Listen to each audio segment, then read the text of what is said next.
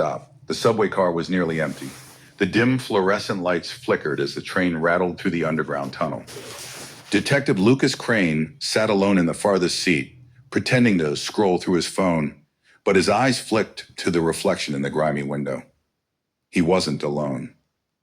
A few seats away, a man in a gray hoodie clutched a black duffel bag on his lap. His knee bounced anxiously. Across from him, a woman with short red hair checked her watch too often. Something about them felt off. Crane had been tracking a string of high-profile heists across the city. Each crime had the same signature: precision, silence, and a quick escape into the subway. Word on the street was that the next job was happening tonight. That's why he was here. The train screeched to a stop at Lexington Avenue. The doors slid open, and a man in a navy blue suit stepped inside, briefcase in hand. Crane recognized him instantly. Victor Hale, a ruthless hedge fund manager who had recently been under investigation for embezzlement. He looked nervous, as if he knew someone was watching him. As soon as the doors closed, everything happened at once. The woman with the red hair stood up, reaching into her coat.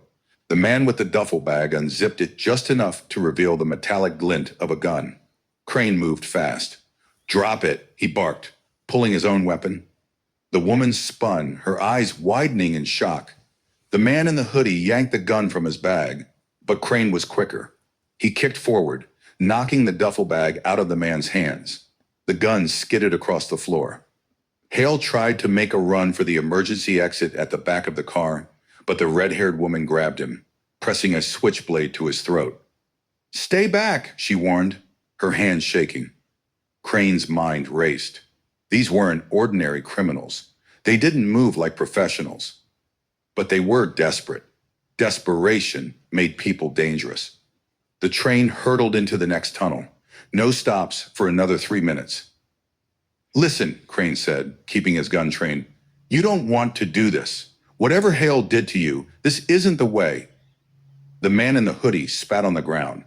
"You think this bastard cares about anyone? He stole everything from us." Crane's jaw tightened. It made sense now. These weren't heist experts. They were victims, people Hale had ruined. The train lurched.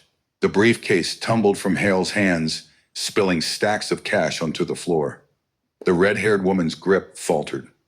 Crane took his chance. In a flash, he lunged, grabbing the woman's wrist and twisting the knife away. She screamed as she fell backward. The man in the hoodie dove for the gun, but Crane kicked it out of reach. The train screeched into the next station. Transit police were waiting on the platform, alerted by the commotion. Within seconds, they swarmed in, pinning the suspects to the floor. Hale scrambled to collect his money, but Crane yanked him back. "You're coming with me too," he growled. "Me?" Hale stammered. "I'm the victim." Crane smirked. "We'll see what a judge has to say about that." As the train doors closed behind them, Crane exhaled. Just another night in the city.